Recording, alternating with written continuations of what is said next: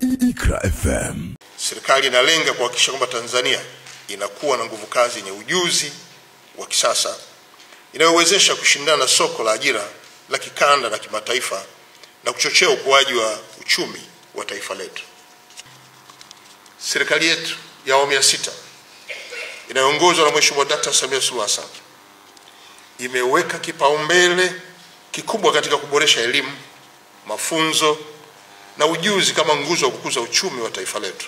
Kauli mbiu ya kongamano hili kwa mwaka huu inasema nguvu kazi yenye ujuzi kwa maendeleo ya taifa, kuendeleza urithi wa Mwalimu Nyerere kuelekea dira ya mwaka 2050.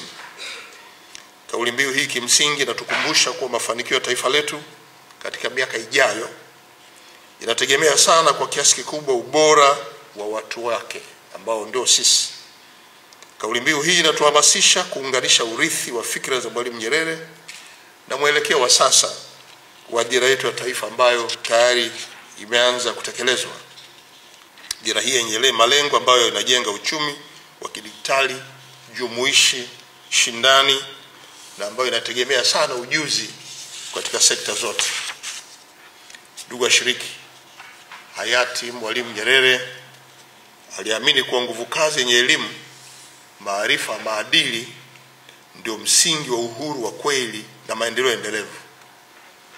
Na katika falsafa yake ya elimu na kujitegemea, Mwalimu alifafanua kuwa elimu bora sio inayolenga kupata cheti, bali inamjenga mtu kuwa mzalendo, mzalishaji na mwenye mchango kwa jamii yake na taifa zima.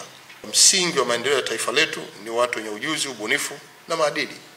Kwa nitoe wito kwa vyuo vikuu, taasisi za utafiti, sekta binafsi na vijana wa Tanzania kote nchini, tuendelee kushirikiana kutekeleza malengo yetu kwa vitendo, na hasa yale malengo ya dira ya taifa mwaka 2050.